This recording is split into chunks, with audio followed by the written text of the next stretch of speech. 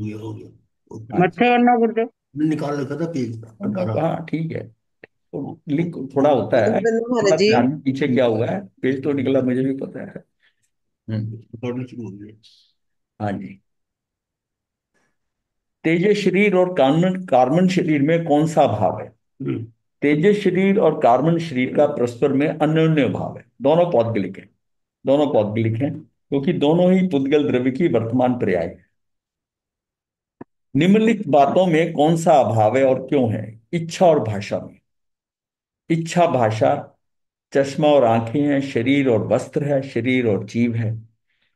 ये सिर्फ यह है कि जो हमने चार अभावों में जाना है उसको पुष्ट करने के लिए ये उदाहरण है जिससे हम समझ सकें। इच्छा और भाषा। इच्छा मतलब हमारा अंदर जो भाव उठा, मतलब जैसा जैसा इच्छा होती है कि मैं ये बताऊं, ये इस सब्जेक्ट पे बोलूं, वो भाव किसका होगा? वो तो अंदर का ही होगा।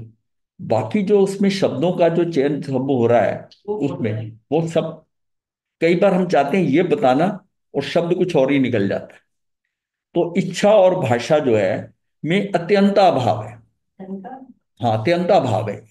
एक इच्छा को भाव कौन कर रहा है? जीव कर रहा है। और भाषा क्या? वो पौद्गलिक है। दो अलग द्रव्य हैं, दो अलग द्रव्य हैं। तो इसमें अत्यंता भाव है, क्योंकि इच्छा जीव द्रव्य की चारित्र गुण की विकारी पर्याय है।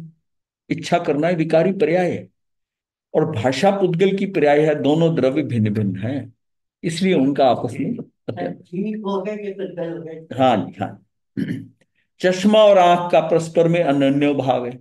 दोनों पौद्गलिक हैं, दोनों पुद्गल की वर्तमान पर्याय है। इन दोनों का ज्ञान में अत्यंता भाव है। इन दोनों का ज्ञान में जो अत्यंता भाव है, क्योंकि ज्ञान तो जीव द्रव्य की गुण की पर्याय है। अत्यंता भाव है क्योंकि जीव और पुद्गल दो भिन्न स्वतंत्र द्रव्य हैं। वास्तव में देखा जाए तो शरीर का एक एक परमाणु स्वतंत्र द्रव्य है। शरीर का एक एक परमाणु स्वतंत्र द्रव्य है। उनका आपस में तथा जीव में अत्यंता भाव है। मतलब उनका आपस में अनन्यो भाव है, एक एक परमाणु में शरीर के। और उनका जीव के साथ में अत्यंता भाव। मतलब क्लियर हो गया होगा कि जितना जो है अब इससे ज्यादा इस बात से अनभिज्ञ जीव शरीर को ही मैं हूं मानकर एकत्व करता है। और वस्त्रों से मैं सुखी, कीमती वस्त्र, आभरण आदि से मैं महान हूं मानता है, ममत्व बुद्धि करता है। मेरे कितने अच्छे कपड़े हैं, क्या डिजाइन है। उसको नया पहना है तो उसको एक्सपोज करके चलता है कि लोग देखेंगे नया पहना है। तो ये क्या है? कीमती वस्त्र आभरण आदि से मैं महान मानता है, ममत्व बुद्धि है। मैं शरीर का कम, मतलब उसकी उसके महानता का उसका उसके साथ कोई संबंध ही नहीं है उन कपड़ों के साथ में। ममत्व बुद्धि करता, मैं शरीर का कार्य करने वाला, पर पदार्थ को भोगने वाला हूं मानकर वह जीव अपना मिथ्यात्व और अज्ञान कायम रखता है। उसको और पुष्ट करता जाता है, कायम रखता है उसको, कि मैं मिथ्यात्व जो है, अब उसको भी और अज्ञान भी है उसमें और मिथ्यात्व भी है। जहां अज्ञान है वहां मिथ्यात्व होगा, जहां ज्ञान है वहां मिथ्यात्व आएगा ही। कुम्हार ने चक्र डंडा डोरी आदि के द्वारा मिट्टी का घड़ा बनाया। इस बात को निश्चय से मानेंगे तो कौन सा भाव नहीं मानेंगे?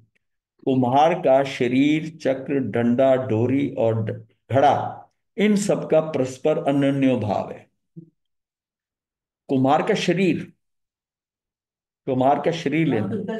हाँ, कुम्हार का शरीर, चक्र, डंडा, डोरी और घड़ा जो बना है, इन सब का परस्पर में अनन्य भाव है। कुम्हार का जीव और इन सब में अत्यंता भाव है। कुम्हार ने इन साधनों द्वारा घड़ा बनाया, निमित्त का कथन है। कुम्हार का जब हम लेते हैं तो निमित्त नैमित्तिक संबंध है। कुम्हार ने इन साधनों द्वारा, साधन जो है द्वारा, वो साधन भी निमित्त है। उन साधनों के निमित्त में कुम्हार मुख्य निमित्त है, और दूसरे जो है, हाँ, गौण, हाँ। कुम्हार में गौण नहीं है, मतलब उनकी वो मुख्य प्रमुखता उसकी है, वो यूज करते हैं। हाँ, कुम्हार ने इन साधनों द्वारा घड़ा बनाया, निमित्त का कथन है, उपचार का कथन है। इसे निश्चय का कथन मानेंगे तो अनन्यो भाव रतन्त्या भाव को नहीं माना। अगर कहें कि इसी ने बनाया, निश्चय का मानेंगे। चार घाती कर्मों के नाश से केवल ज्ञान उत्पन्न हुआ। कर रहा है कोई, करने दो, क्या फर्क है? प्रॉब्लम तो आएगी। नहीं, कुछ नहीं आती, कोई क्या है, कुछ आए- लाइनें मारा है, ठीक है, और काम कर रहा है। चार घाती कर्मों के नाश से केवल ज्ञान उत्पन्न हुआ मानेंगे तो क्या आपत्ति है? कर्म पुद्गल की पर्याय है और ज्ञान जीव की पर्याय है। पर्याय अपने आप द्रव्य में होती है, इसलिए पुद्गल और जीव में अत्यंता भाव। वेरी गुड, बहुत पकड़ लिया आपने। जीव स्वयं अपने स्वभाव का अनुभव करता हुआ शुद्धोपयोग में रहता है, तब केवल ज्ञान प्राप्त होता है। उस समय घाती कर्म अपने स्वयं के कारण पूर्णतः क्षय को प्राप्त होते हैं। अब यहां बात देखी, जो हमने बात की थी वो कि केवल ज्ञान प्राप्त होता है। क्यों? जीव शुद्धोपयोग में जाता है, शुद्धोपयोग में उसको केवल ज्ञान प्राप्त होता है। उस समय घाती कर्म अपने स्वयं के कारण पूर्णतः क्षय को प्राप्त होते हैं, क्षय को प्राप्त हो जाते हैं। भाई उसको केवल ज्ञान हुआ, वो भी गए, वो भी उसके साथ गए, तो स्वयं के कारण पूर्णतः क्षय को प्राप्त होते हैं। इस बात से हमें वो समझ में बात आती है कि अगर मैं केवल ज्ञान प्राप्त करता हूं, मतलब मेरी आत्मा पूर्णतः शुद्ध हो, आत्मा पूर्णतः शुद्ध हो, तो पूर्णतः जब शुद्ध हुई है तो उसके कारण वो कर्म जो है ना, स्वयं को पूर्ण वो क्षय हो जाती है। मैं कह रहा हूं अब मैं पार्शली शुद्ध हुआ, मैं मतलब है निर्मलता आ गई आत्मा में थोड़ी, और वो जो कर्म पड़े हैं वो पूर्णता नहीं, वो भी जिस तरह की तेरी शुद्धता हुई उसी लेवल कर्म उदय में आएंगे, बाकी सारे पीछे हट जाएंगे। ये बहुत इंपॉर्टेंट पॉइंट है,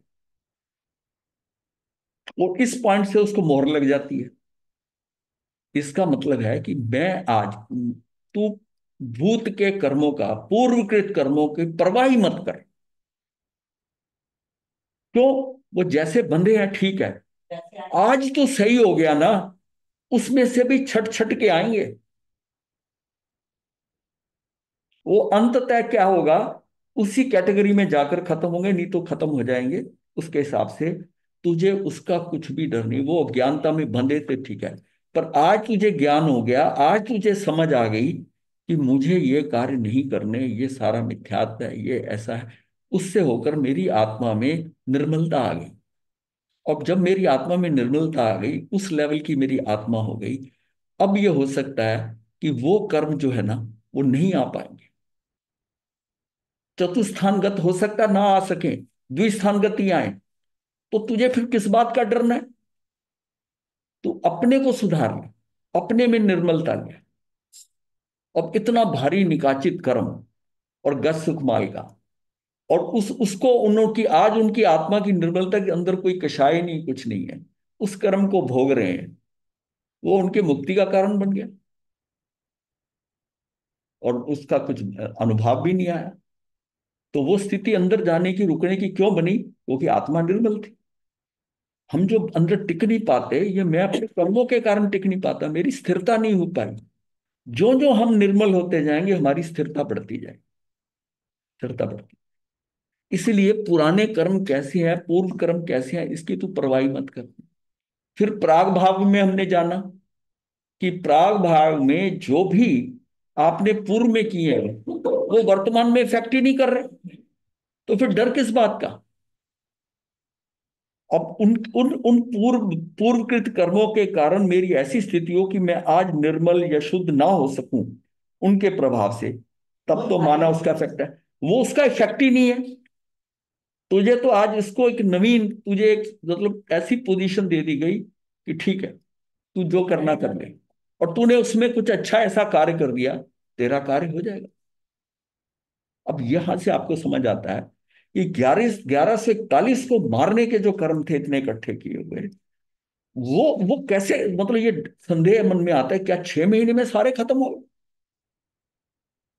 1141 की हत्या का जो है, वो क्या इतना हल्का था?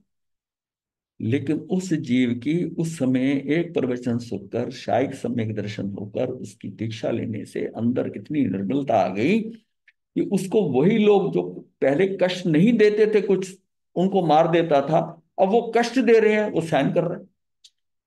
उसकी निर्मलता हो गई। निर्मलता हो गई तो वो कर्मों का क्या हुआ फिर? उसके उसी लेवल के कर्म आए ना। उसके बदले में किसी ने उसको मारा थोड़ी, पत्थर मारे, गोचरी नहीं दी, यही करते रहे। इसका इससे बिल्कुल स्पष्ट होता है कि मुझे आज की स्थिति संभालनी है। उसको उसको देख मत, वो अपने हिसाब से अपने आप होता रहेगा, उसके कंट्रोलिंग फैक्टर अलग है। तू आज ठीक हो जा। जितना जितना ज्ञान होता जा रहा है, जितनी जितनी समझ होती जाती है, उसको तो उसके कारण तू अब निर्मल बन जाता है, तेरी आत्मा सही हो जाती है। वो अपने आप उसी हिसाब से आए। ये बात को कई बार गुरुदेव कहा करते थे कि अगर जो कर्म हमारे घर में रहते हुए आने थे, संयम लेने के बाद अगर सही ढंग से संयम को चला रहा है, तो उसके वो कर्म जो है ना मर मर के आएंगे। उसमें इतना क्लैरिटी नहीं थी कि मर मर के आएंगे जैसे कि अब साधु जी। इसका मतलब है कि पहले जब उसमें पहले हमारी जो स्थिति थी, उससे यहां पर ये स्थिति फर्क पड़ गया। जितना फर्क पड़ गया, उतना ही कर्म जो है ना वो दब के आए, दब के। इसका प्रभाव मैंने देखा है कि कई चीजों में जैसे डराया जाता है ना कि ऐसा हो गया, ऐसा हो जाएगा। शिक्षा के करीब साल सवा साल के अंदर ही हर्पिस हो गई। हम वहां से आत्म बल्लभ में आए हैं, तो हर्पिस मुझे वीर अपार्टमेंट में ही हो गई। और जो वो आएगा बोले बहुत दर्द होता है, बड़ी तकलीफ होती है। सच मानो कुछ नहीं तकलीफ हुई। गोचरी का एक प्रवचन मिस नहीं हुआ, कुछ नहीं हुआ। लोग कहते कपड़ा नहीं साथ लगता, ये नहीं होता, कुछ नहीं हुआ। और जिन लोगों को उस समय पे घर पर हुआ है, एक आध महीने के बाद, 2 महीने बाद हुआ जिनको, वो बहुत तकलीफ पाई। तो मुझे ये बात उनकी लगी गुरुदेव की कि इसका मतलब है कि आज हमारी स्थिति घर से तो थोड़ी ठीक हो ही गई है दीक्षा पे। तो इसका मतलब है कि हम जितने जितने इस बात को बिल्कुल अंदर ग्रहण कर ले, पकड़ लें कि मैं आज सुधरता जाऊं, तो वो अपने आप पीछे वाला जो सिस्टम है वो उसी हिसाब से ठीक हो जाए। जितना जितना मैं आज निर्मल होता जाऊंगा, वो उतना उतना सही उसी हिसाब से आएगा। जो मेरी आज, मतलब उसी तरह ही है। अगर ये जो मेरी पोजीशन आज है, वो मेरी पोजीशन जब कर्म बंधे थे उस समय होते, उस समय वो मेरी पोजीशन होती, तो कर्म किस तरह के बनते, कितनी स्थिति और कितने अनुभाग पे बनते, कैसी दशा होती, वैसे बनते ना। आज भोगने की बारी आई है, उस समय तो मेरे से अज्ञानता के कारण गलती थी। आज मेरी आत्मा में निर्मलता है, आज मेरी आत्मा में निर्मलता है, मैं उस लेवल पे हूं। और बंधे थे, वो आत्मा की और लेवल था, वो अब जो है ना आने में हिचकिचाते हैं। निर्जरा नहीं हुई, निर्जरा नहीं होती है, इसको समझो। निर्जरा नहीं होती, वो पड़े रहती। कर्म जो है ना, कर्मों के ये समझो कि हाँ, हाँ, कर्मों के ये समझो, कर्म की सत्ता रहती है। अब हम कहते हैं ना कि सम्यक दर्शन हुआ और अनंतानुबंधी कषाय गया हमारा, नहीं गया। वो वहां से हट गए, समझ हट गए। पर वो जाकर वो जैसे हो ना कि वो जैसे उपशम करते हैं हम, वो नीचे बैठ गए, नीचे बैठ गए उसमें। और अगर 11वें गुण स्थान से गिरा और गिरते गिरते पहले में आया, वो सारे पलट के आ जाएंगे। हाँ, वो संयोजना हो जाती है। तो एक्चुअल में शब्द जो है ना, शय की जाए विसंयोजन होता है। ये कर्म जब हम हमारे कर्म है, हम जैसे आगे आगे बढ़ते हैं, तो हम ये कहते हैं कि अनंतानुबंधी गया, अब मेरा अप्रत्याख्यानी गया, अब ये हो गया। तो इसको ये मत समझे कि वो क्षय हो गया, वो उस फंक्शनिंग से हट जाते। सत्ता में पड़े हैं, सत्ता में पड़े हैं। और जैसे वहां से गिरता है, जिस लेवल पर आके अटकता है, उतने लेवल के कर्म आ जाएंगे। और अगर पहले तक आ गया वहां से करते हुए, तो अनंतानुबंधी भी खड़ा है। फिर कहाँ से आ गया अनंतानुबंधी एकदम? क्योंकि वहां वो सत्ता में पड़ा था। हाँ, बस ये बात समझ में है कि वो इनफेक्टिव होकर, पर वो उसमें है, वो पड़े हुए। ये बात इंपॉर्टेंट है बहुत समझने की। तो इसका मतलब है मैं वर्तमान को संभालूं सबसे ज्यादा। वर्तमान को अगर संभाल के अपने आप को, मैं जितना ज्ञान थोड़ा थोड़ा मिलता जा रहा है उसको मैं अपने चरित्र में ढालता जाता हूँ, सहज होता जाता हूँ। वो धीरे धीरे धीरे धीरे मेरा वो जो वेदन होना है कर्मों का, वो उसके हिसाब से कंट्रोल हो जाएगा। मुझे उनका और तो कुछ मैं कर नहीं सकता, क्योंकि मेरा तो उनमें अभाव है। मैं वैसे कुछ नहीं कर सकता, वो अपने आप कर लेंगे, वो उनका अपना कर। मेरी आज की स्थिति देखकर वो उसके हिसाब से ही आएंगे। इसलिए कितनी इंपॉर्टेंस है कि हमें आज आज बड़े वाचफुल होना है। कर्मों की अवस्था का निमित्त का ज्ञान कराने के लिए शास्त्र में ही कथन आता है कि अरिहंत परमात्मा ने चार घाती कर्मों का नाश करके केवल ज्ञान आदि अनंत तुष्ट की प्राप्ति की। शास्त्रों के वचनों का सही अर्थ और मर्म जानना हमारी अपनी जिम्मेदारी है। नहीं तो उन्हीं वचनों को गलत अर्थ में समझने से उन गलत वचनों रूपी शास्त्रों शस्त्रों द्वारा, वो उसको शास्त्र का शस्त्र बन गया। हाँ, गलत वचन रूपी शस्त्रों द्वारा हम अपनी ही घात करेंगे, क्योंकि वो सारा निमित्त नैमित्तिक दृष्टि से बताए गए हैं शास्त्रों में जो बताया, उसमें एकदम व्यवहार को गौण नहीं करा है समझाने के लिए। अब ये जो बात हम बात कर रहे हैं, जब शुरू में हमने कर्म सिद्धांत पढ़ा, तब हमने ये नहीं पढ़ा कि कर्म ऐसे ऐसे पड़े होते हैं। सीधा बताया गया, अनंतानुबंधी गया, ये गया, ऐसे उस लेवल में उतना ही समझना था।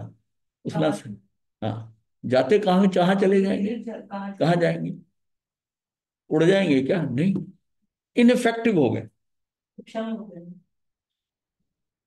उपशम में तो हम करते हैं, मतलब ये अपने आप सत्ता से, वो उनकी हिम्मत नहीं हो रही आने की। और आप जैसे 11वें से गिरे, आपकी आपकी आत्मा की जो नीचे डाउनफॉल होता है, वो छलांग मार के आ जाएंगे, फिर उतने गिर देंगे। अगर चौथे तक आके रुक गए, चौथे पे आके रुक गए, तो फिर वो अनंतानुबंधी नहीं आएगा, अप्रत्यक्ष वो सारे दोनों आ जाएंगे। और चौथा भी अगर छूट गया, नीचे आ गए, तो अनंतानुबंधी भी आके खड़ा हो जाएगा।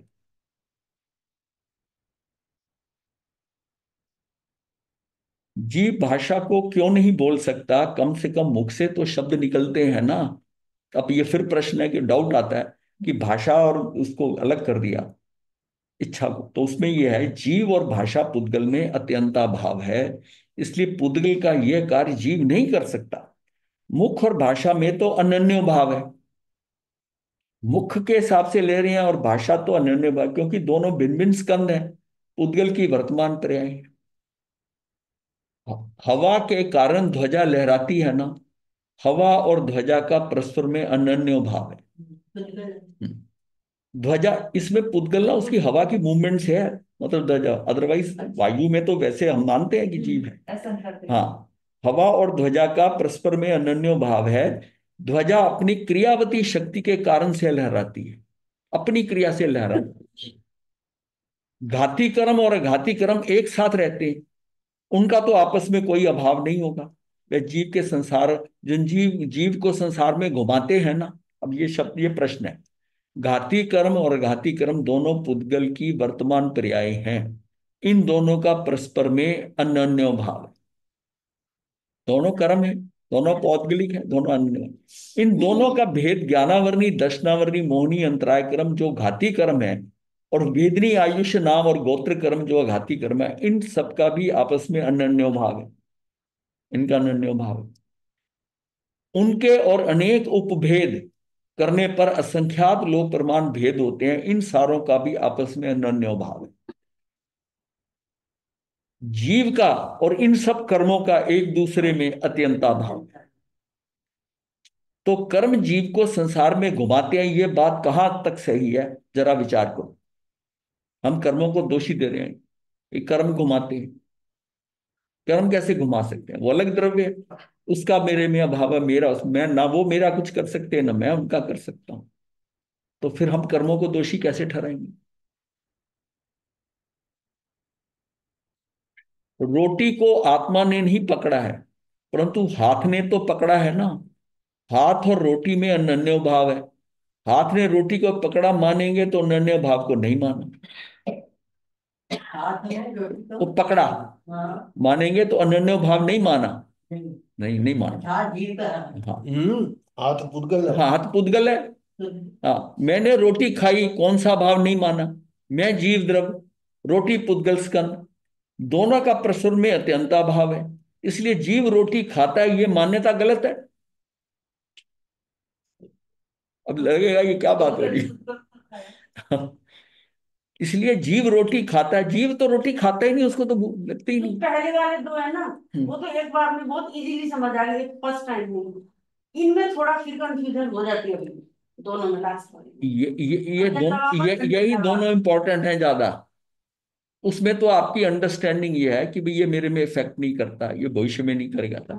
लेकिन आपकी जितनी बाकी सारी जितनी व्याख्या, जितना आपने समझना है, वो पुद्गल का पुद्गल से, पुद्गल का जीव से समझना। अगर ये नहीं करेंगे तो आपको कैसे लगेगा कि बोल तो मैं रहा हूं, तो इसमें क्या है, ये मैंने नहीं क्या बोला ये, या मैं बात कर रहा हूं तो मैं नहीं बोल रहा हूं क्या? कहते हैं अभाव है। ये भाषा वर्णना के पुद्गल है। और इसकी जो जो भी इसका सिस्टम के अंदर वर्गना से शब्द बन के निकल रहे हैं, ये भी शरीर ही कर रहा है। तो फिर मैं थोड़ी बोल रहा हूं, मेरा भाषा पे कंट्रोल है। मैं बोल रही हूँ ना, हाँ। मैं नहीं कहूंगी जो बोल रही हूँ, जो आवाज आ रही है, श्वास है, जो भी, वो आत्मा से तो आ रही है। हाँ हाँ, कैसी आत्मा से आ रही है? फिर समझा क्या अभी तक? आत्मा तो बस यही नहीं छोड़ रहा है, आत्मा तो कुछ कर। फिर क्या, फिर ये फिर समझ ही क्या? रीजन ये है कि वो हमें पता है कि भाषा जो, वो वर्गना है, भाषा वर्गना की पुतगल है, वो पौद्गलिक है, 8 वर्गनाओं में से एक है। हम भाषा बोल रहे हैं तो समझ। तो मेरा इस पे कंट्रोल कैसा? मेरा कंट्रोल नहीं है। मैं किसी सब्जेक्ट को लेकर, सांस को लूं मतलब, किसी बिना सब्जेक्ट, सांस के तो आप शब्द नहीं सांस को बोलेंगे। अलग मानो ना, वो अलग वर्गना है। सांस का इसमें कोई नहीं भाषा वर्गना पुद्गल में। क्यों सांस क्यों यूज, वो अलग वर्गना है। सांस रोकने तो बोला ही नहीं ये है। भाषा बदले। ये भाषा वर्गना है। श्वासोश्वास की अलग वर्गना है, वो अपना कार्य कर रही है, आ रही है, जा रही है। आप भी तो अपना कार्य कर रहे हाँ।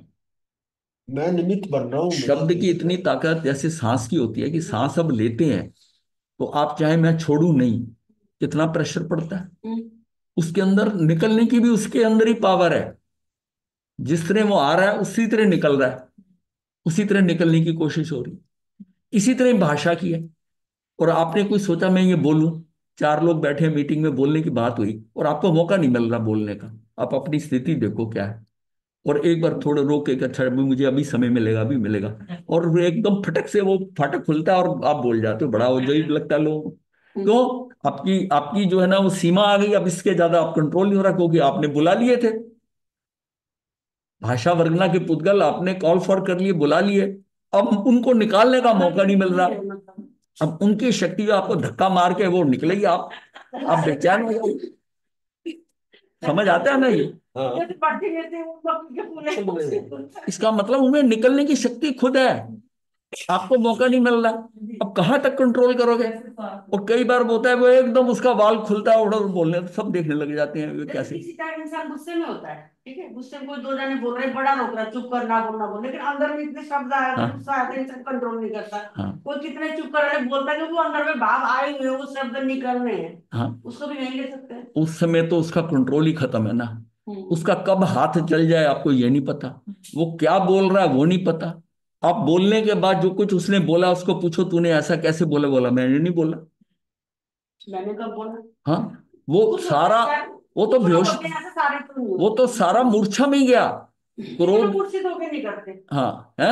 इतना मूर्छित हो गए, क्या बोला क्या नहीं बोला, इतने में तो कोई नहीं जाता, मतलब कुछ लोग क्या जाते हैं। बात कर रहे हो क्रोध में? नहीं, मैं कह रही हूँ कुछ लोग ही जाते हैं, सभी नहीं जाते, कुछ पर लोग कुछ होते हैं ऐसे। कुछ लोग तो जब बिल्कुल ही बेभरून हो गया, ऐसे आक्रमण करना, अगर हाथ पैर तक अगर उठाना, सही गुस्सा आता है और ना, क्या बोला इतना भी भान ना रहे, मतलब ऐसा तो बहुत कम वो लोग होते हैं। आपको बता देंगे, उदाहरण दे देंगे। हाँ, फटफट, फटफड़ाता है ना नहीं, शरीर। उदाहरण तो मेरे पास नहीं पता है, वैसे बता रही हूँ, तो ऐसा तो कुछ लोग ही होते हैं ऐसे तो।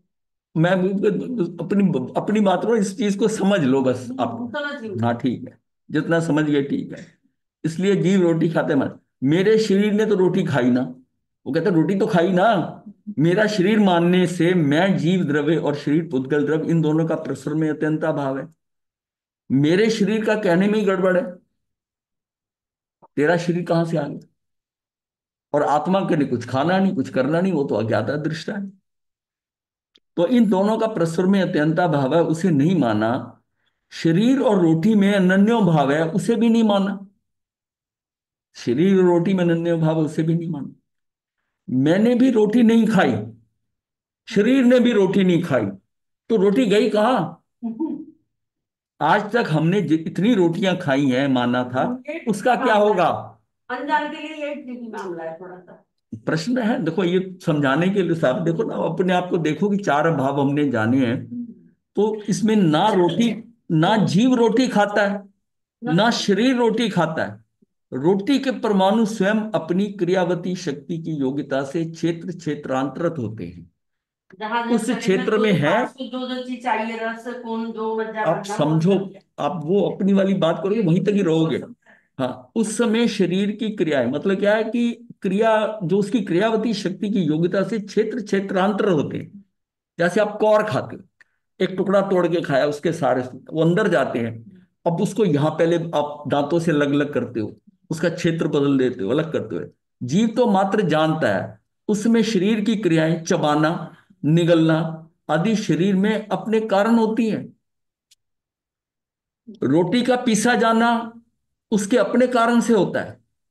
इन सारे अभावों को सही जानकारी होते ही पहले जो माना था उनका क्या होना है, वह मिथ्या मान्यताएं अब नहीं रहेंगी। आप पिछली मिथ्या मान्यता के साथ ये जो अब जाना गया ना, इसमें फंसते हो, फिर अपनी मिथ्या मान्यता को सही समझते हो, तभी ये प्रश्न उठते हैं।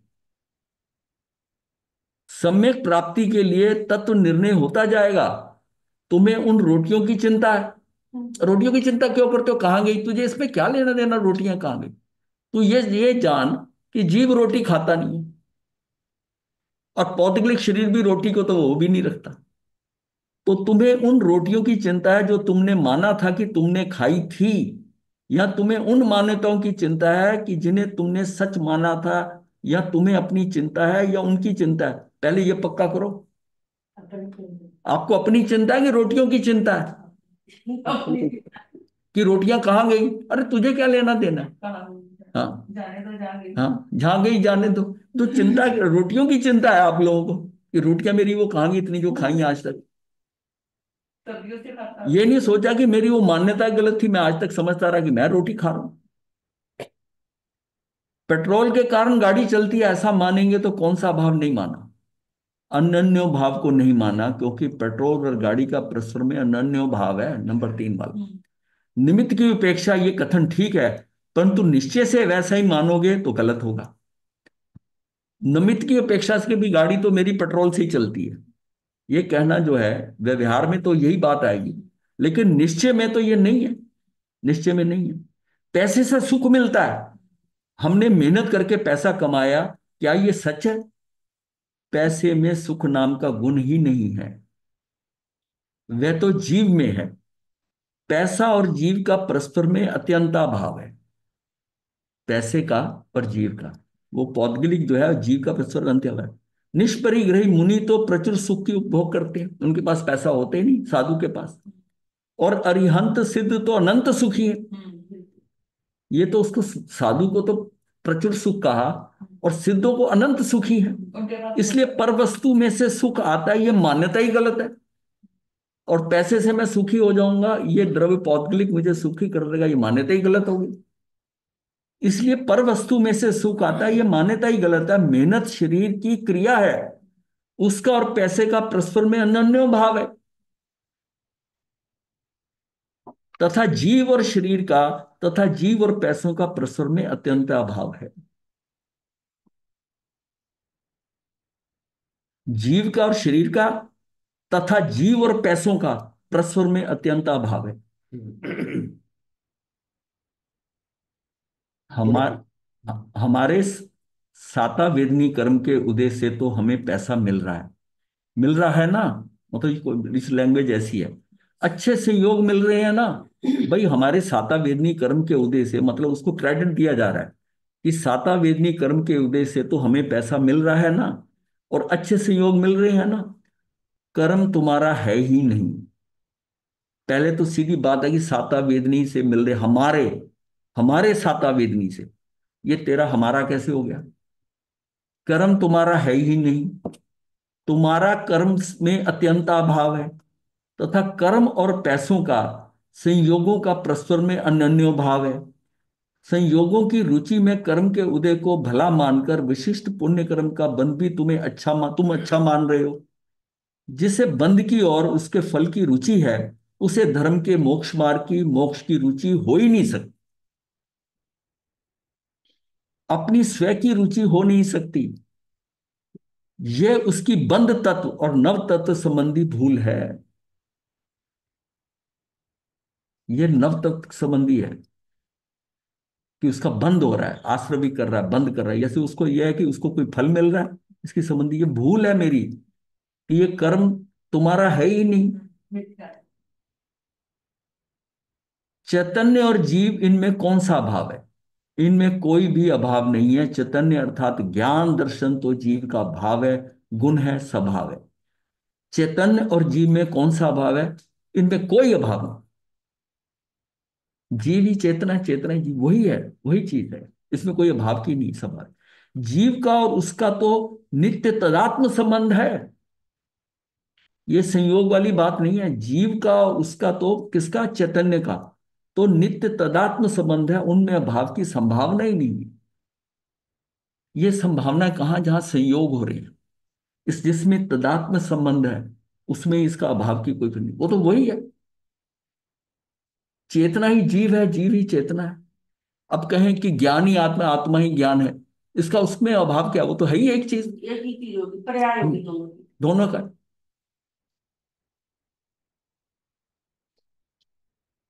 अभाव का विषय है ही अति दिलचस्प।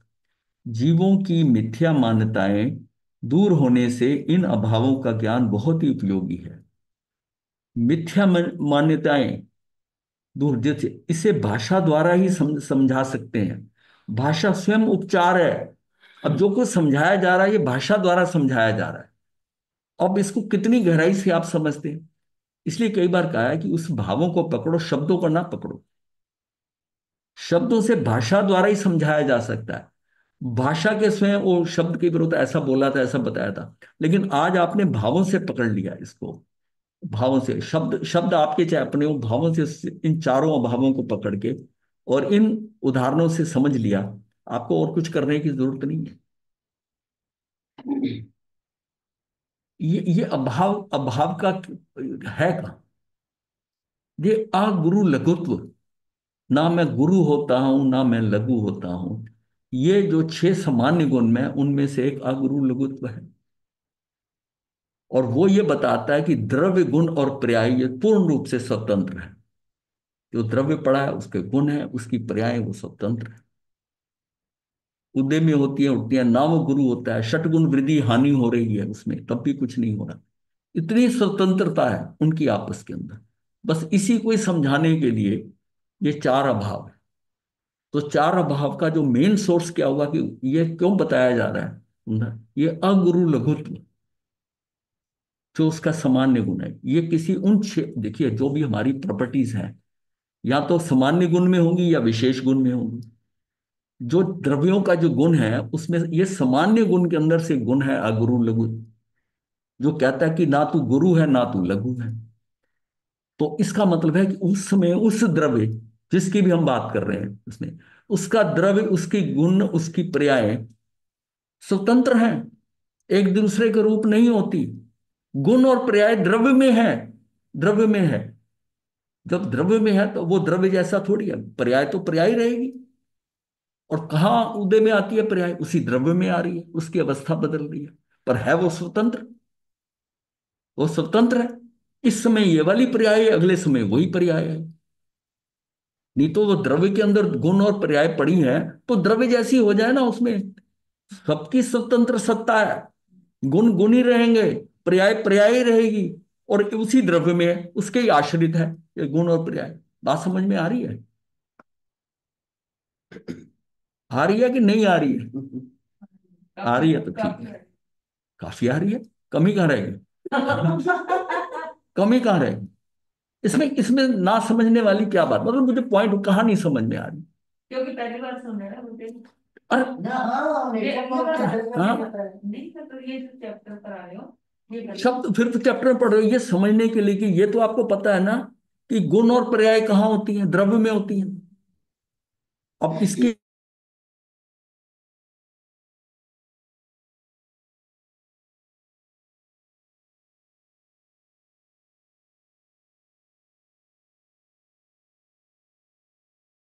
द्रव्य गुण पर्याय वैसे ही। तो ये मतलब इसको समझना है कि ये चार अभाव का ये महत्व क्या है कि इतनी स्वतंत्रता है आपके द्रव्य की, आपके गुणों की, आपकी पर्यायों की, जो आपकी अवस्थाएं इतनी सरल है। तो इसका इसका लिंक कहाँ, या चार अभाव कहाँ से एकदम टपक पड़े? चार अभाव ये अगुरु लघुत्व के अंदर, जिसमें कि वो जीव जो भी पदार्थ है ये सामान्य गुण है, ये छयों में है, ये छयों में। आप ये देखिए कि हमने सारे द्रव्य मतलब क्या है, पुद्गल में तो ये चारों ही हैं, ये जो चार अभाव हैं पुद्गल के अंदर तो चारों ही हैं, लेकिन पुद्गल के अलावा तीन है, वो वाला जो अनन्यो भाव है ना, वो नहीं है किसी में। ये बात समझ में आ रही है कि नहीं? नहीं नहीं, ऐसे हाना मत करो, आपका चेहरा बता रहा है नहीं आ रही। देखिए ऐसा है, हमने पहले वो द्रव्य प्राग भाव और प्रध्वंसा भाव जो करे, हमने कहा छयों द्रव्य में वो है, छयों द्रव्य में वो है। और जब तीसरा आया अनन्य भाव, तब हमने बात करी कि ये सिर्फ पुद्गलों में ही होता है, ठीक है। और फिर लास्ट में फिर आ गया अत्यंता भाव, ये दो द्रव्यों में है, उसका कोई लिंक नहीं है दो द्रव्यों में। इसका मतलब उसमें भी तीन अभाव है, चौथे वाले में, पहले दूसरे में भी तीन अभाव है। जो पुद्गल वाला है, पुद्गल के अंदर उसमें चारों अभाव है। अब बताओ इसमें क्या मुश्किल है? फिर ये समझ नहीं आ रही। इसको ये समझाओ ना कि पुर्तगाल में क्यों है। वो तो सारा समझ गए, अन्योन्यो भाव कर पुद्गल में क्यों है। हाँ, अब ये तो एक मैथमेटिक्स वाली बात है, ये इसमें है ही नहीं है। मैथमेट मैं कहता हूं कि इसमें तीन अभाव है। क्या कहते हैं? क्योंकि जब हम कहते हैं कि ये अभाव छयों द्रव्य में है, पहला वाला जो है प्राग भाव छयों द्रव्य में है, दूसरा वाला प्रध्वंसा भाव छयों द्रव्य में है, तीसरा वाला अनन्यो भाव ये सिर्फ पुद्गलों में है, ये सिर्फ पुद्गलों में है। और फिर अत्यंता भाव ये एक द्रव्य का दूसरे द्रव्य का, यह मतलब ये भी छह द्रव्य में है। इसका मतलब जो पहले दो हैं उसमें क्या है, वो तीन तीन अभाव रहेंगे अभाव का। चार अभाव कहाँ आएंगे, चारों इकट्ठे कहाँ आएंगे, वो कहाँ आएंगे, पुद्गल में आएंगे। अब बताओ इसमें क्या मुश्किल है? ठीक है ना? ये इसकी शास्त्रीय बात नहीं है, तो हिसाब की बात है। अब मैं कुल आपको लड्डुओं से बताऊं तब है, इसको तीन लड्डू, इसको चार लड्डू, ऐसे समझेंगे तो अलग बात है। लेकिन बड़ी सीधी बात है कि वो चीज बाकियों में है ही नहीं। नंबर तीन वाली पहले दूसरे और चौथे में नहीं है, वो उसी में ही होगा, पुद्गलों में ही होगी। इसका मतलब है कि जो छह के छह हमारे सामान्य गुण हैं, उन सब में जो पुद्गल है, इसमें तो चार अभाव आएंगे और बाकियों में तीन तीन अभाव आएंगे। ये बस ये समझ। अभाव का विषय है अति दिलचस्प, जीवों की मिथ्या इसका मान। जो मैं समझता हूँ वो कारण ये है कि पुद्गल में परमाणु अलग अलग हो जाते हैं, बाकी में वो अखंड है, घनपिंड है। वो नहीं, वो तो खंड नहीं, इसलिए नहीं उसमें नहीं अलग खंड नहीं, नहीं उसको ऐसे कैसे कहोगे? अपने को तो उस जिस जिस तरह अभाव समझाएगा उससे समझना है नहीं, अभाव उसकी। उसमें ये समझाया ना कि उसका एक परमाणु दूसरे परमाणु में इससे नहीं दखल है, तो नहीं, यहाँ नहीं, परमाणु परमाणु इस में फर्क थ्योरी नहीं है। इससे इससे नहीं चलना, इससे नहीं चलना। ये तो उसके आगे, वो तो पता है अपने को, पता है। पर ये छह द्रव्यों में से किस में चारों अभाव हैं, ये बात कैसे कहां से है? ये चारों अभाव पुद्गल में है, क्योंकि एक जो अभाव है वो सिर्फ पुद्गल में होता है। बड़ी स्पष्ट बात है, इसको किसी थ्योरी से समझने की जरूरत थोड़ी है। वो करेगी। किसी नहीं, इसमें हाँ, आपको समझ आ गया है? बताओ इसके लिए कोई थ्योरी की जरूरत है? कोई थ्योरी की जरूरत नहीं है, थ्योरी वाला कंफ्यूज हो जाएगा। हाँ हाँ, इनसे समझ लेना 10 बजे। मैं तो ये कह रहा हूं कि जिस जिस चीज को जिस ढंग से समझना है उसी से ही समझो। अब उसमें अपनी थ्योरी लगा के हम समझाने की कोशिश करें, ये कहीं और आपको दिक्कत करेगी। दिक्कत नहीं करेगी, बस सीधी बात है कि छह सामान्य सामान्य गुण है ना। नहीं, इसमें मैं कह रहा हूं अभी क्यों नहीं पक्का हो रहा है, मैं आपको 10 बार बताऊंगा पक्का। अगर किसी छह, समझो इसको, मुझे कोर्स थोड़ी पूरा करना है, मुझे आपको समझाना है। उसमें यह है कि अगर छह सामान्य गुण है, अस्तित्व, वस्तुत्व, द्रव्यत्व, ये सब पता है ना आपको, प्रदेशत्व, अगुरु लघुत्व, यही नहीं पता तभी आपको कंफ्यूजन हो रहा है। बात से ही हाँ बस मैं समझ गया भूल कहाँ हो रही है। जो 6 सामान्य गुण हैं उसमें एक पुद्गलास्थी काय है। वो पुद्गलास्थी काय के अंदर ये तीसरा भाव अनन्यो भाव पुद्गलास्थी काय में होना है, पुद्गल में ही होता है बस। तो जो बाकी 5 द्रव्य हैं उसमें तीन तीन अभाव है। मुझे आप ना और एग्जांपल देके समझा दीजिए ना, जैसे कैसे होता है पुद्गल में अन्य भाव करके, एग्जांपल जैसे करके उससे थोड़ा याद मुझे मैं इसलिए समझ रहा हूं कि अगर ये समझ में नहीं आ रहा समझाया। तो मुझे आगे के विषय बदलने पड़ेंगे। अगर यही नहीं समझ में आ रहा कि एक चीज जो है वो सिर्फ पुद्गल में होती है और ये 6 हमारे पास, तो पुद्गल में तो चारों हो जाएंगे, बाकियों में तीन तीन होंगे। अब ये बात कैसी नहीं समझ आ रही है? पुद्गल में चार है, बाकी तीन तीन है। तो फिर आगे ना समझ, फिर क्या दिक्कत थी? तीसरे वाले में चार है। ये कोई तो दिक्कत नहीं है। ये जस्ट ये तर्की वाली बात भी नहीं, ये लॉजिक है, इसको कोई कारण वारण देने की जरूरत नहीं है कि एक में 4 होते हैं और वो वाला जो चौथा तीसरे नंबर का है अन्योन्यो भाव बाकी पांचों में नहीं है बस।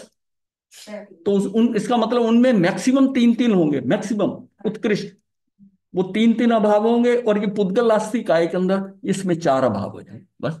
समझ आ गई। चलिए अच्छा है।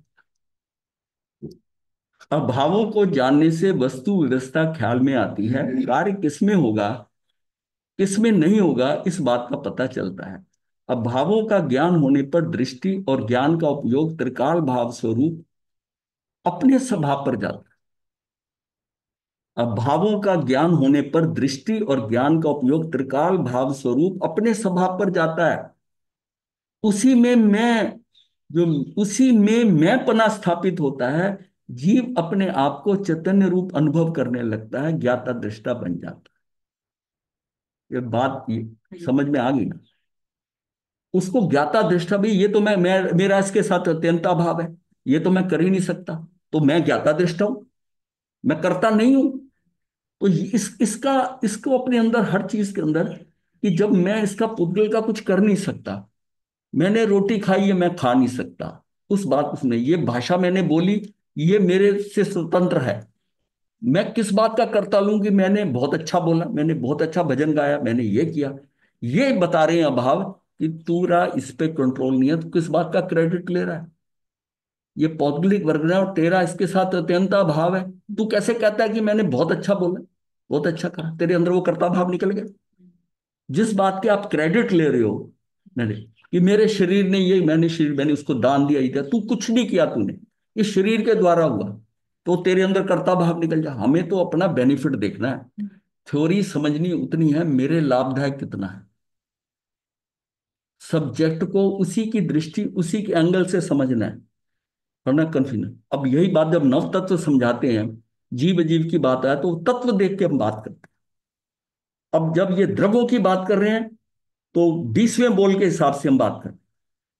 जब तत्व की बात करते हैं तत्व में, उसमें भी जीव अजीव है, इसमें भी जीव अजीव है। अब हम इस थ्योरी को उसमें लगा के कंफ्यूजन कर देंगे, ऐसा तो नहीं होगा, कंफ्यूजन हो जाएगा आपको। उसमें उस सब्जेक्ट को अलग किया गया तो उसको समझाने की अलग दृष्टि, अलग दृष्टि। हाँ, नहीं तो इकट्ठी कर देते हैं। हाँ, उसको उसी ढंग से समझना है, उसी ढंग से समझना है।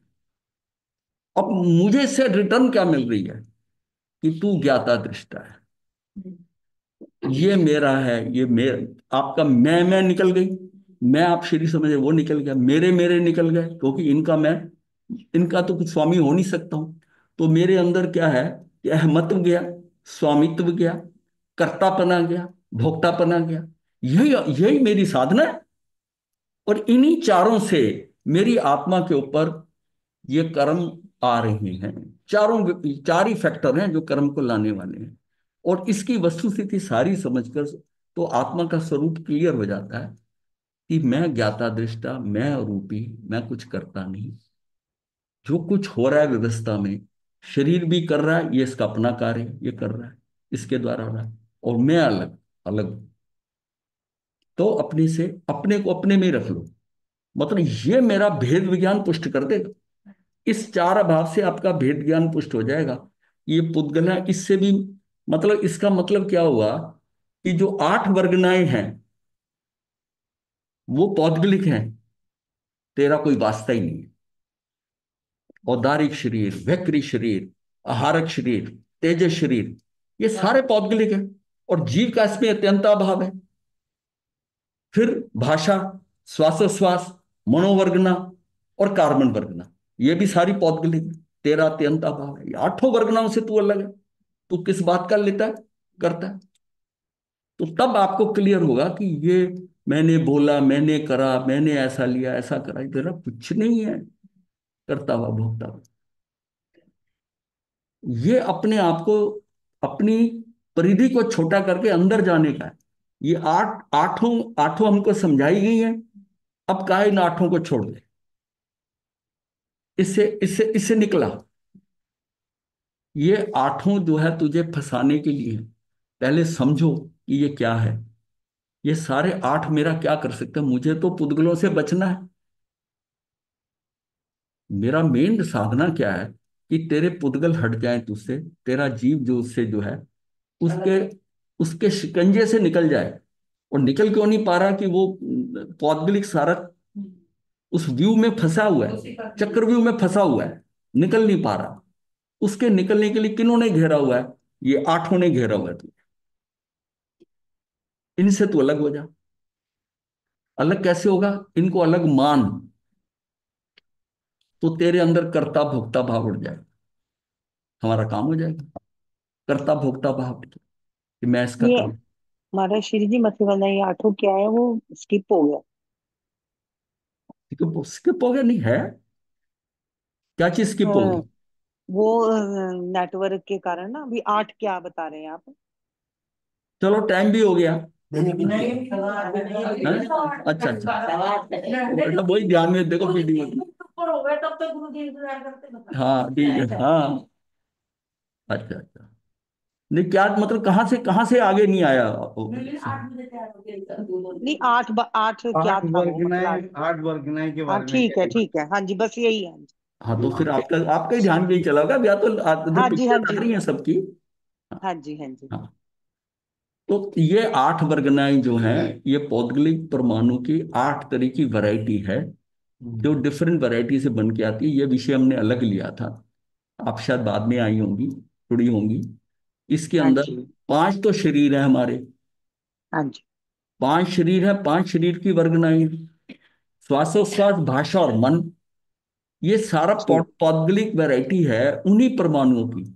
कि किसी परमाणु को औदारिक शरीर के लिए इतना समूह है, इतना समूह है, इस क्वालिटी के पुद्गल है वो ही परमाणु।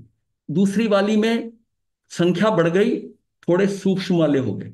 तीसरी वैरायटी में रॉ मटेरियल एक ही है, हम्म। तो उनकी क्वालिटी और क्वांटिटी के कारण वैरायटी बन गई। उन परमाणुओं की क्वालिटी और क्वांटिटी से वेरिएशन आकर हमने आठ वैरायटी बना ली। आठ वैरायटी। उसके बीच में ट्रांजिशन भी है, वो छोड़ देते हैं हम। जैसे ये इतने इतने इकट्ठे हुए तो ये उदारिक वर्ग ना होगी। फिर उसके बाद ना तो वैक्री बन रही है ना उदारिक है, वो बीच में गैप आ जाएगा ना, जो वर्गना नहीं। और जैसे ही उस संख्या को हमने गेन करा, तो आगे थोड़ा बढ़े और थोड़ी संख्या बढ़ी। अब ये क्या होगा? ये वैक्री वर्गना होगी। बैकरी वाला। ये वेकड़ी वर्गना हो गई, उसमें थोड़ा परमाणु और सूक्ष्म और संख्या ज्यादा हो गई। ऐसे ही आगे बढ़ते बढ़ते लास्ट में कार्बन वर्गना सबसे सूक्ष्म, उससे पहले वाली मनोवर्गना है। जो पहली चार शरीर है, जिसमें कि कार्बन को छोड़कर चार शरीर जो पहले हैं, ये आठ स्पर्शी हैं। और बाद वाले ये से चार स्पर्शी। चार स्पर्शी बड़े हल्के, बड़ी जल्दी मैनेज होते हैं। चार, वो आठ स्पर्शी, वो उसके मूर्खपना ज्यादा है उनके अंदर। ये भारी हैं, ये हल्के हैं चार जो। और कार्बन वर्गना इन आठों में सबसे सूक्ष्म है। और सबसे स्थूल औदारिक वर्गना है। औदारिक वर्गना। तो ये आठ उन परमाणुओं की एक ही रॉ मटेरियल है, उसके हिसाब से उसकी वैरायटी बन गई। वैरायटी बन गई। इसी तरह जीव है। जीव के अपने कर्मों के अनुसार इन हमें वैरायटी नजर आ रही है। बट ऐसे जीव तो सारे अलग है। कैसे? कर्मों के कारण। और वैसे बेसिकली देखा जाए सारे जीव बराबर है। सारे प्रभु हैं, सारी शुद्ध है। सबकी क्षमता बराबर है, सामर्थ्य बराबर है। पर वो बाहर जो आउटपुट आ रहा है, वो सबका, वो उसके आवरण के कारण आ रहा है। अपने अपने कर्मों का जितनी लेयर मोटी है, पतली है, उसके हिसाब से वो आ रहा है। वो बिल्कुल वैसे ही है। मतलब ये समझो कि कोई जीव आपको लगता है ना कि निकम्मा है, बहुत गंदा गलत आदमी है, ये ऐसा कर रहा है, सोचो कि इसके बेस में तो मेरी आत्मा जैसी आत्मा है बिल्कुल, उसमें कोई फर्क नहीं। इसके ऊपर ना कोई कपड़ा ऐसा मोटा डाल दिया इसने कि वो रोशनी बाहर नहीं आ रही इसके अंदर, इसको समझ भी नहीं आ रही। वो इसलिए इसको लेके चलते हैं कि भाई ये इसमें इस ढंग से आ, इसकी उसका कवरेज है। बट नीचे से जो बेस है, जो है वो सबको बराबर मिला है। उसकी आत्मा, आत्मा का सामर्थ्य, आत्मा की शक्ति सबकी बराबर है, सारा ही प्रभु बनने लायक है। जितने भी भवी जीव हैं सब उतने लायक हैं कि वो बन सकते हैं। वो प्रभु ही है, प्रभु ही। तो आपको ये समझकर ये है, कोई कोई जीव गलत नहीं है। जब है ये बिल्कुल वैसी है ना कि ये चीज तो वही है, दवाई तो वही है, लेकिन इसकी डबिया बदल गई, ऊपर का कवर बदल गया। तो इनके सबके कवर बदले, किसी का बढ़िया लग रहा है, किसी को अच्छा लग रहा है, पर बीच का जो रॉ मटेरियल है वो सबका बराबर है। और उसमें एक चीज यह है कि ये मेरे से पहले मुक्त हो सकता है, उस स्पीड में कोई फर्क नहीं। जो अंदर 48 मिनट रुकने, कोई कितना भी हो, खूनी हो, कुछ भी हो, अगर उसकी दृष्टि ठीक हुई, जैसी दृष्टि ठीक हुई ना, वो कितनी स्पीड से कर जाएगा आप उसको कह नहीं। इसलिए कोई कोई किसी को गलत मत समझो, किसी को हल्के में मत लो, हल्के में मत लो, कि इसकी अपनी स्पीड है, पीछे से आके वो कब आगे निकल जाए पता ही नहीं चले। तो हम किसी को क्यों बुरा करें, अपने कर्म क्यों माने। और ये अगर मैं उसकी द्रव्य दृष्टि रखता हूं, क्योंकि वो जो बाहर है ना वो पर्याय दृष्टि है, उसकी पर्याय में मुझे लग रहा है गड़बड़ कि ये जीव ऐसा है। पहले पर्याय तो फिजिकल एट्रीब्यूट्स है, देखने में सुंदर नहीं है, ऐसा है, शरीर ऐसा है, ऐसा है, पर द्रव्य से तो वो बराबर है। तो पर्याय दृष्टि हटाओ। फंसता मैं पर्याय दृष्टि से हूं कि मैं किसी चीज को बाहर से देखकर उसके मैं उसको रिजेक्ट कर देता। पर अगर मुझे पता हो कि उसका बेसिक फार्मूला, रॉ मटेरियल सब कुछ एक है, आपके तो नहीं, ये काम की चीज है, मुझे इसका क्या करना चाहिए, तो वो व्यक्ति भी काम आ सकता है। ये भाव जो है ना दूसरे के तुलनात्मक आपका खत्म कर देगा कि ये भी कभी। हाँ जी। आप डाकू को डाकू, चोर को चोर, खूनी को खूनी नहीं। वो खूनी इसलिए है कि अपने कर्मों के कारण है। आप उसको बुरा कह रहे हो, उसके कॉन्ट्रैक्ट में जिस व्यक्ति का खून कर रहा है उसने उसके पिछले भव में खून किया हो, इस भव में ये बराबर हो रहा है, आप किसको बुरा कहो। आपकी सिंपैथी किसके साथ होती है, जो भुगत रहा है। लेकिन कहा यह जा रहा है जो भुगत रहा है कसूर उसी का है। इतनी भीड़ में से उसी पे ही चोट क्यों पड़ी, उसी पे ही क्यों पड़ी। वही मच्छर आपको क्यों खा गया, इतने लोगों को छोड़ के आपके पास क्यों आया। आपकी उसके साथ कॉन्ट्रैक्ट है, बदला लेना है। उसने आपकी एक छोटी सी बूंद खून की लेके जानी है आपको, ठीक है। और है देना तो देना है, देना पर वो खून लेके जाता है, साथ में देके जाता है कुछ बीमारी। हाँ? नहीं, आप वो खुजलाते हो फिर। वो तो वो उसकी रिटर्न गिफ्ट है, वो जाते जाते दे जाएगा। जब सारी उस व्यवस्था को इस ढंग से समझ लो, इतना व्यवस्थित, तो फिर टेंशन किस बात की, टेंशन किस बात की? सिर्फ यह है कि आप अपने को, अगर जहां आप समझते हो कि इससे मैं बच सकता हूं, आप बचाव करते हो, कितना मर्जी बचाव कर लो,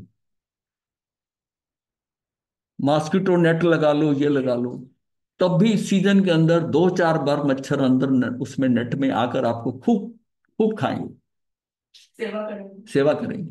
तो उसको एक्सेप्ट करो, ठीक है, आपने प्रोटेक्शन की, पर इनसे बचाव नहीं है, हो गया तो हो गया। तो हम इस चीज को समझें, व्यवस्थाओं को समझ जाएं, अब और अपनी अपनी जो शक्तियां हैं, सामर्थ्य है, इसको भी समझ लें। तब हमें ये सारा कुछ जो ड्रामा हो रहा है ये नहीं लगेगा। ये बिल्कुल वैसे ही है जैसे किसी को आपको धोखा देना हो ना, तो एक फिल्म के अंदर जो अच्छा हीरो है उसको विलियन पेश कर देते, और उसमें विलियन भी होता है जिसको आप विलियन समझते हो। और आपको धोखा देने के लिए अल्टीमेटली निकलता है कि जिसको हम हीरो समझ रहे थे वो विलियन निकला। समझ रहे हैं? वो विलियन निकला। अब इसका मतलब कौन कौन विलियन है, कौन ऐसा, आपको कैसे पता चलेगा उस स्टोरी में। तो ये कौन व्यक्ति क्या है, कब बदल जाएगा, कैसा हो जाएगा, कब कोई खूनी बन जाएगा, उसका कुछ पता नहीं है। और कैसे परिवर्तन होता है।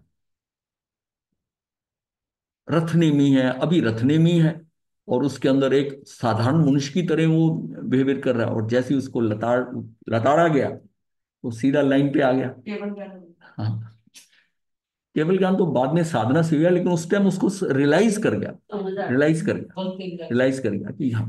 तो इसका मतलब है कि तभी कहा ना, दोषी को दोषी देकर उसको रिजेक्ट नहीं करो, खत्म मत करो, ठीक है। ये बिल्कुल उसको उसका अज्ञानता और अबोध मानकर कि ये, जैसे हम बच्चे को इग्नोर करते हैं ना, वो हमारे अंदर भाव डेवलप हो जाए। है। जैसे बच्चों कहते हैं नादान, ये बाल है, समझ जाए। अज्ञान है, इसको समझ नहीं।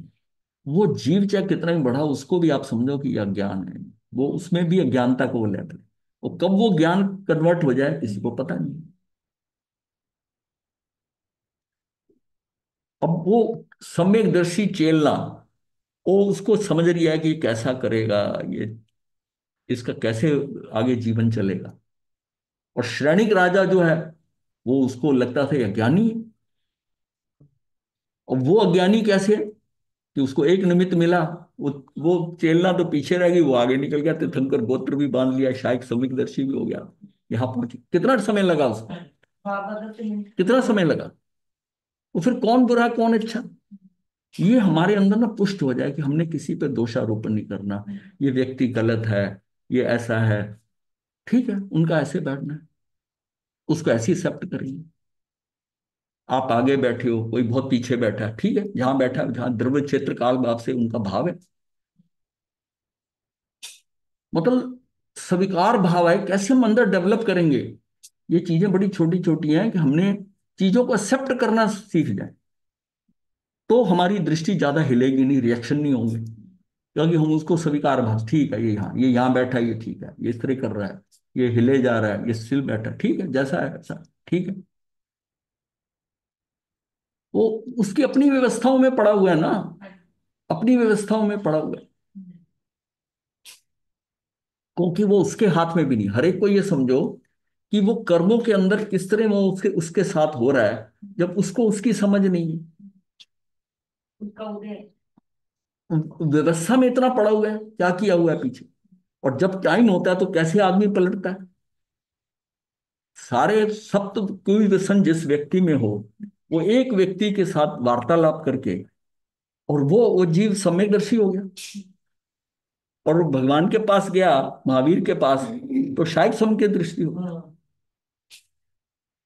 क्या किसी में इतना परिवर्तन कैसे आ सकता है आत्मा, क्योंकि अंदर तो सारा कुछ शुद्ध ही है। सब कुछ है। ऊपर की वो मैल जो है ना, वो काई हटी, काई हटी काम हो गया, काई हटी काम हो गया। और काई हटने में टाइम नहीं लगता, सिर्फ समय आना चाहिए, किसका कौन सा समय आना।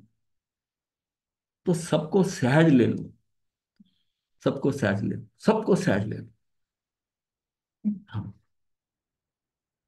ये जो हो रहा है सब व्यवस्था में हो रहा है, इसका भी दोष नहीं है, मेरा भी दोष नहीं, ठीक है, आराम से मैं अपने में रहूं, मैं अपने में रहूं, मुझे नहीं देखना, बस हो जाएगा, कार्य हो जाएगा। हाँ जी, साथ बचन। हाँ। इसको हमने ज्यादा ही खींच के, मैंने कहा नया विषय शुरू नहीं कर सकते आप, किसी को समझ नहीं लगा तो रखा है, लेकिन उसको शुरू करके कितना एक पेज कर लेते ज्यादा से ज्यादा। इसी को एक पक्का कर लो, इसको एक दो बार समझो। ये बहुत इंपॉर्टेंट, अगर इसको विषय को अंदर आ जाए, आत्मसात हो जाए, तो ये बहुत अच्छा कार्य करेगा। नहीं तो फिर एज ए शाब्दिक को, जैसे इतनी कहानियां पढ़ते हैं, ये पढ़ते हैं, वैसे ही हो जाएगा। लेकिन ये बहुत महत्वपूर्ण है आपको, कि अपने को अपने से कैसे हम अलग कर सकते हैं, जिन चीजों से हम जुड़े हुए हैं वो कैसे आपको अलग महसूस होने लग जाए। ठीक, चलिए। माता जी, आपने अंदर घुसने की विधि बता दी, पर से कैसे छूटे। हाँ जी, वो ये इससे इसको समझना बड़ी गहराई से। अच्छा, हाँ। इसमें शब्द नहीं पकड़ने कि ये पराग भाव ऐसा होता है, ये ऐसा होता है, बस थोड़ा, ये भूत को हाँ करता है, ये भविष्य को करता है, ये पुद्गल का पुद्गल के साथ है, ये एक द्रव्य का दूसरे द्रव्य के साथ है, बस ये पक्का करना बस। नमो अरिहंतान, नमो सिद्धान, नमो आर्यन, नमो विच्छायनम, नमो लोये सर्व सावनम, चतारि मंगलम अरिहंता मंगलम सिद्धा मंगलम साहु मंगलम केवलीपनतो धम्मो मंगलम चतारि लघुत्तमा अरिहंता लघुत्तमा सिद्धा लघुत्तमा साहु लघुत्तमा केवलीपनतो धम्मो लघुत्तमा चतारि शरणं प्रवज्यामि अरिहंते शरणं प्रवज्यामि सिद्धे शरणं प्रवज्यामि साहु शरणं प्रवज्यामि केवलीपनतं धम्मं शरणं प्रवज्यामि चारि शरण सुख करने मंगल करने सदा हे मथेन वंदना महाराज जी। मथे वंदना गुरुदेव, मथेन मथेन वंदना वंदना। गुरुदेव।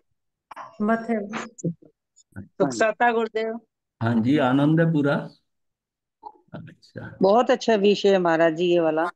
हाँ, हो गया, आज इसका समापन हो गया। हाँ जी। नहीं, गुरुदेव समझ एक भी आ गया प्रश्न जी। पूछना था। पूछ लो।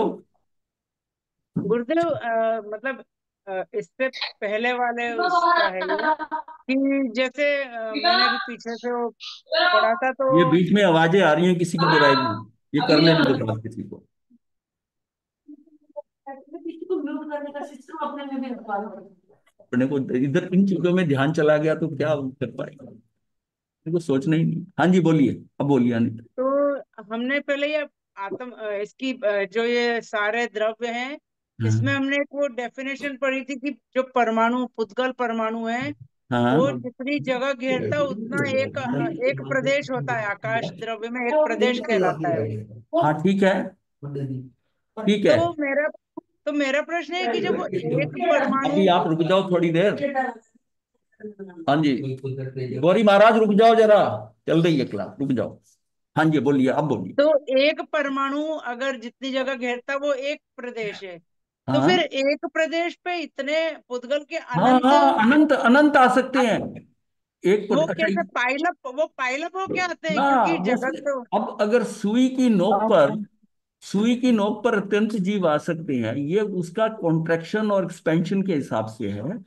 आप देखिए जी ना, जीव का तो समझ में आ गया पर पुद्गल में तो संकुचन प्रसारण अब नहीं होता तो फिर पुद्गल का परमाणु क्या है? आपको परमाणु जो एक्चुअल परमाणु है वो तो जी नहीं वो आ तो सकता। स्थूल परमाणु है वो समझ में आता है। अब तो स्थूल ये जो परमाणु क्या, अनंत अनंत परमाणु का वो जो जो आप जिसको आप दिखाई दे रहा है ना आपको, वो अनंत अनंत परमाणुओं का है।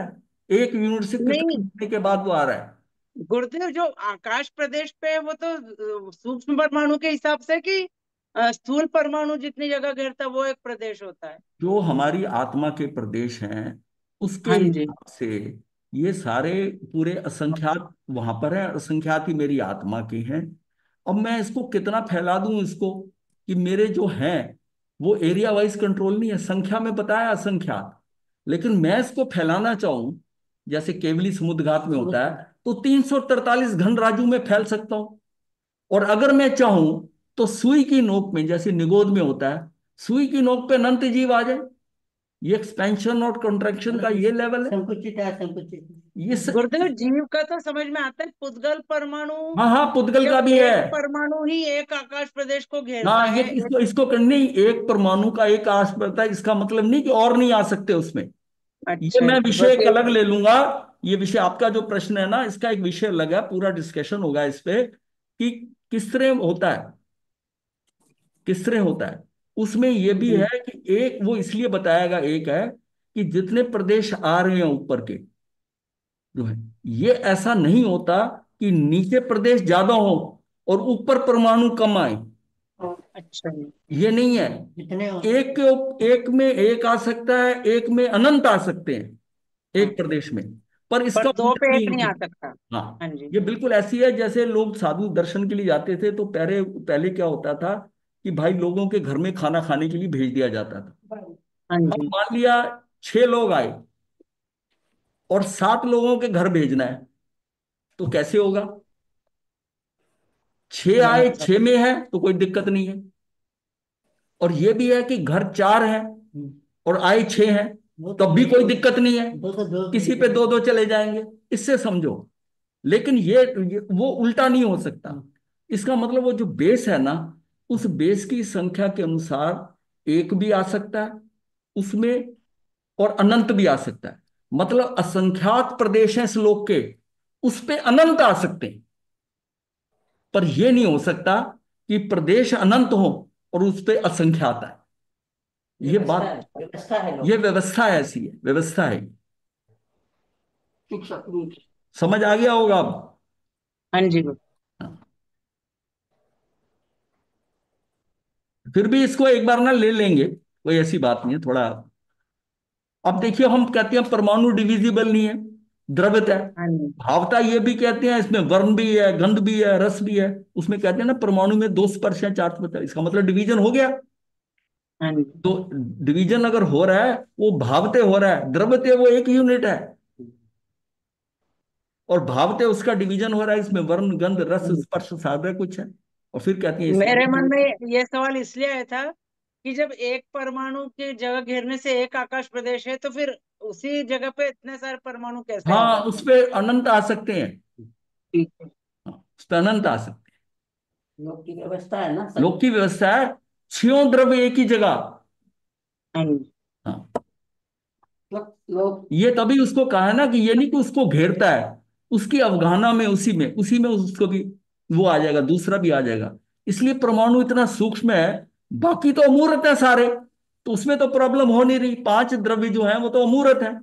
अब बात आती सिर्फ पुद्गल की, कि ये हाँ मूर्त है। जी। ये हाँ जी। मूर्त भी, ये जो मूर्त है, ये भी इसका परमाणु मेरे लिए, छद्मस्त के लिए तो अमूर्त ही है। हाँ जी। मेरे लिए तो ये भी अमूर्त है, इतना सूक्ष्म। अमूल्य। हाँ जी, ये तो मेरे लिए तो केवली ये भी रूप। अमूर्त है। और हाँ अमूर्तों को जी। फिट करने में क्या दिक्कत है? ठीक है ना? हाँ जी, ठीक है हाँ, जी। हाँ, हाँ। शरद जी, आपका यूएसए ठीक चल रहा है? हाँ जी, हाँ जी भाई साहब, मैं 8-10 दिन आपकी क्लास अटेंड नहीं कर पाया, मैं बाहर था। हाँ, तो इसीलिए इसलिए मैं आपसे बात कर रहा हूँ। मुझे आपका जो चेहरा दिखाई नहीं दिया था। हाँ। हाँ जी भाई साहब, मैं था नहीं। तो फिर आज वाला सब्जेक्ट तो समझ ही नहीं आया होगा, ये पिछले। मार साहब, अब थोड़ा थोड़ा कोरिलेट करने की कोशिश कर रहा था जब आप बता रहे थे वो हाँ, कर्मों का, तो थोड़ा कंफ्यूजन है, पर वो पुराने सुनने पड़ेंगे तो क्लियर हो जाएगा। हाँ, ये पिछले पिछले हफ्ते में ही हुआ है सारा। हाँ जी, हाँ जी मार साहब, वो टाइमिंग कुछ ऐसी थी मार साहब कि मैं अटेंड कर ही नहीं सकता था। वो कोई तो बात, ये भी तो व्यवस्था में पड़ा हुआ है, जब समझना है, जब होना है तभी होना है। ठीक है, आप देख आप लेंगे। आप हमारे साहब हो, मतलब आपके दर्शन करने की इच्छा है। मैं इंडिया आ रहा हूँ अगले हफ्ते। तो अच्छा, अगर सब ठीक, प्लानिंग है कि आपके पास दर्शन के लिए वहां पर आदिस्वर धाम के अंदर आऊंगा। कोशिश करो कि यहाँ रुको। जो आप आते हो ना all the way from Delhi, जी एटलीस्ट मार साहब। ओवरनाइट स्टे करके, ताकि सुबह की क्लास, मतलब थोड़ा आप, हम आपको जी ज्यादा जी जी समय मार दें। साहब, वही प्रोग्राम है मार साहब। और थोड़ी देर आपके साथ बैठ के ना, थोड़ा सा जो आपने ध्यान वगैरह का जो बड़ा बेसिक दिखाया था, वो थोड़ा सा और आगे उसको बढ़ाना चाहता हूँ। तो हाँ, मेरा मन है आने के लिए, और मैं ओवरनाइट ही रुकूंगा। आज 6 से 9 नवंबर यहाँ शिविर है। मतलब वो टाइमिंग जो है ना, उसमें मौन होता है हमारा, 6 से 9 नवंबर में। ओके मार साहब। आपका टाइमिंग मुझे नहीं पता क्या है, लेकिन इसको आप ध्यान कर हाँ लेंगे यहाँ आने पे। हाँ मार अपना साहब, मैं अपना इंडिया में शेड्यूल वैसे चेंज कर लेना। जी जी जी, और छह अगर से नौ अगर शिविर करने का भाव हो तो एक शिविर अटेंड कर लो, अगर उसी हाँ, टाइम। मारा साहब, एक चीज बताएंगे, जो शिविर होगा ये अगर 6 को शुरू होगा तो 6 को ही आना पड़ेगा, 7 या हाँ, 8 को तो 6। नहीं, आप 5 को भी आ सकते हो, रह सकते हो, 5 की शाम तक आ जाओ चाहे। नहीं नहीं मारा साहब, मैं एक्चुअली मैं 6 मैं मेरी 6 और 7 को वहां पर क्लाइंट के साथ मीटिंग